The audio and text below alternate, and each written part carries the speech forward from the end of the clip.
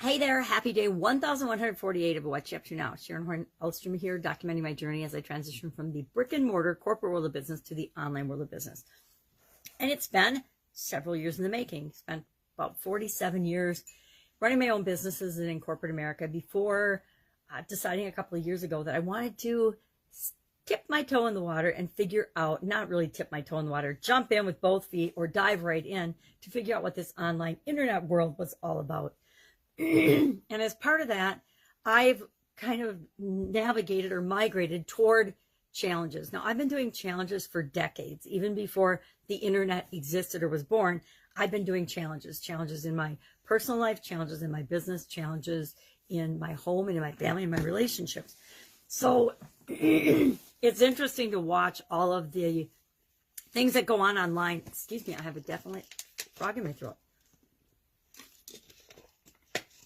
So it's fun to watch what's going on and to participate in some of it and see which things, with all the things I've done with challenges, which offers and which things I am personally really attracted to and say yes to versus all the ones I just watch and audit and pay attention to or give a little attention to, and the ones I don't participate in, the ones I totally ignore, which of course they aren't for me. There's nothing I feel like I can get out of them. We participate and pay attention to the things that we believe will be for us, will benefit us.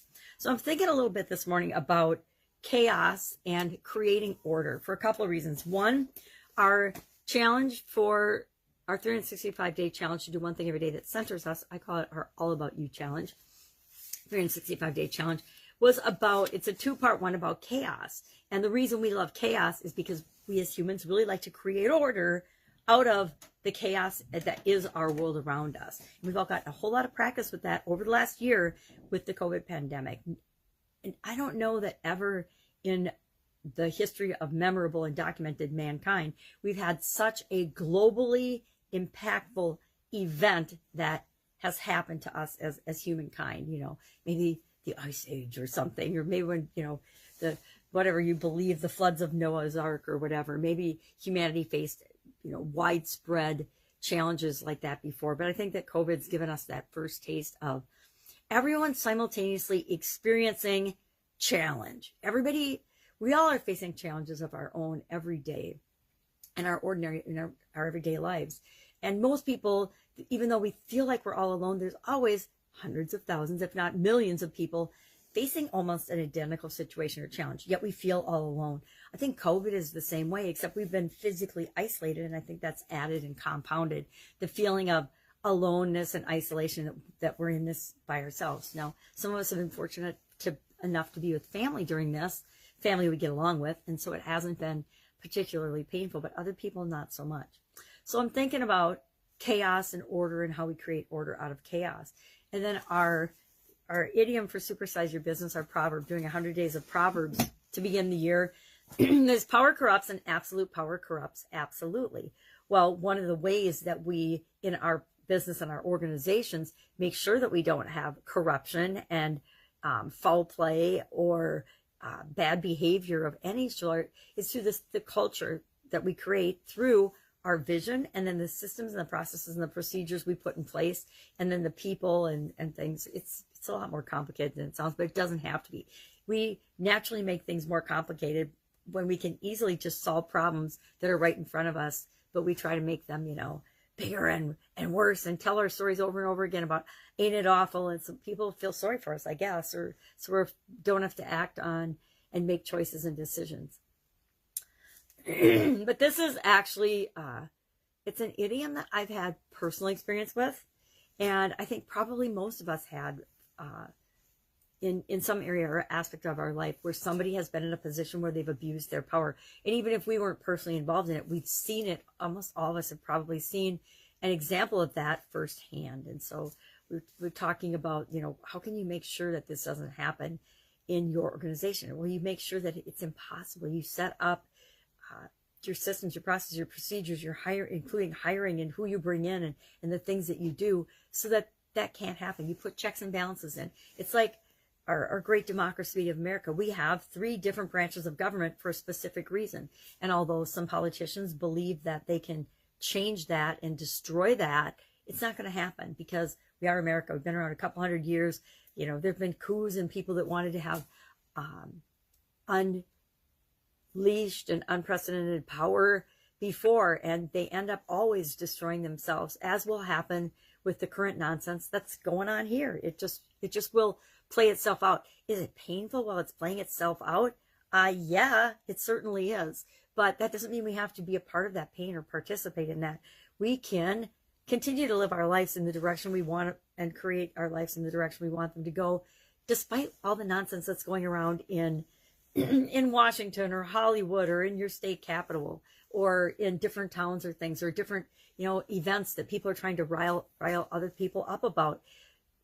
All we have to do is think for ourselves. Remember to keep moving toward what it is that we want.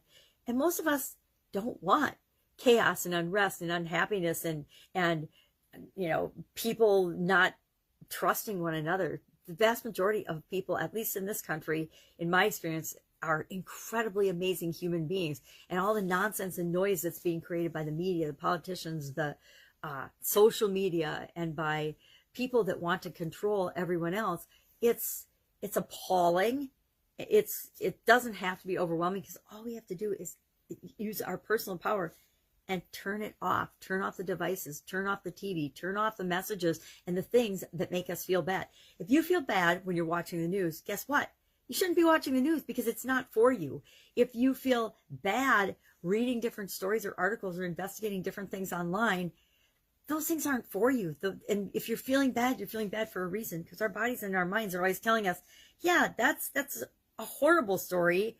Why am I reading that? And then you try to erase it, and it's hard to erase, right? Because it's made an impression on you or me. And I found this during the pandemic. I found myself watching shows and things that I would never in a million years, if there wasn't a pandemic and we weren't home a whole lot more, have allowed myself to turn on. And last year, I just started turning it all off and reading books. And I always have read books, but I read a lot more books. I did a lot of, one of my mentors and friends online's name is Avril Beckford, and she does incredible, she shows people how to learn and get the most out of reading, how to read more books than you could ever imagine that you've read, by, number one, redefining what reading is. Reading, you know, when we grow up and we go to school, I love this little project manager. We read books from cover to cover, and we think we have to read every word. Why? Because that's what we learned in school. You start on page 1 and you read to the end of the book and you answer questions along the way. That's what we've been trained to do. But we're grown-ups now. We can retrain ourselves any way we want. And one of the most powerful things I actually did in a conscious way last year was do reading challenges with Avril and other people. One was, I think the first one I did with her was to read 30 books in 30 days. Now, keep in mind, I'm legally blind. So how am I going to consume and read 30 books in 30 days?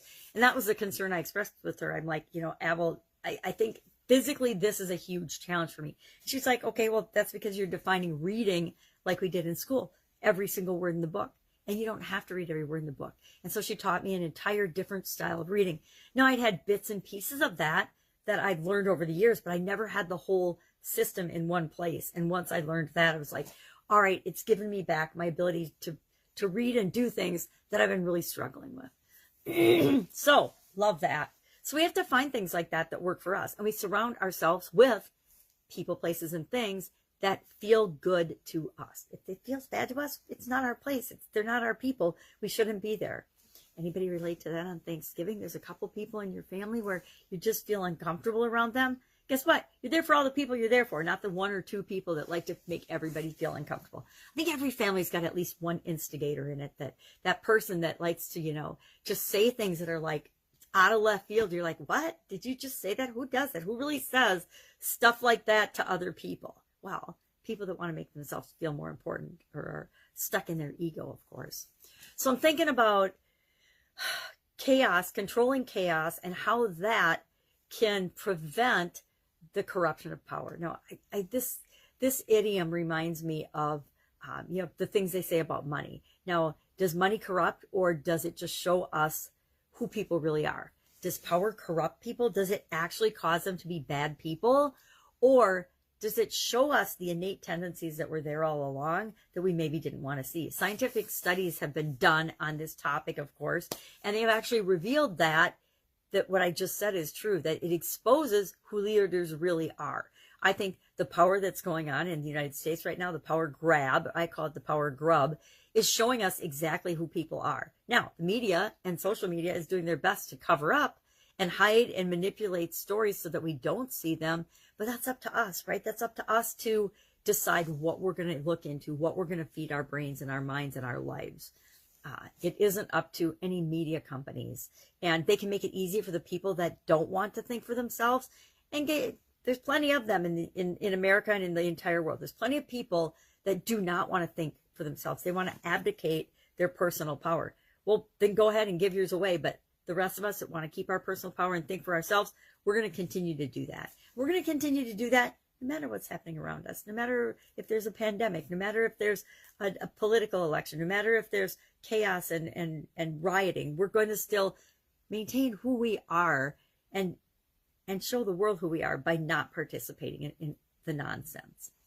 All right, that's it. That's all I've got today. I'm working on the Get Up and Go challenge. I started very briefly yesterday, re-examining. It's going to be the same framework. The SOAP framework's a SOAP framework, and it works. I love it. It's helped thousands of people. I'm not going to get rid of the SOAP framework, but how I present material and stories and information, I want to clean up and get better and better every time I do that challenge, because I think it provides better service. If I can give better examples, better stories, better ways of teaching and sharing things, it just serves more people. And so as I get better, I can do better. As I do better, my results will get better, and I can help more people. And that's what I'm here for. That's my purpose. All right, have an awesome day. If I can help in any way. Any questions about offline businesses, especially manufacturing, or online businesses, hit me up in the comments below. I want to be that resource so that if you don't have anyone to ask and you're stuck, you're really stuck, and you don't know what to do, or you're telling yourself, I don't know what to do. I don't know what to do. I'm stuck. I have this one question, this one technical question.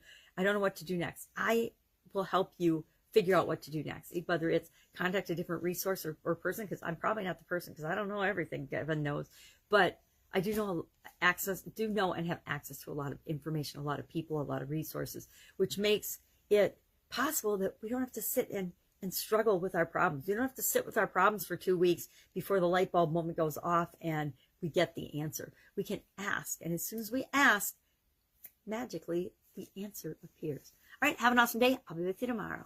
Bye.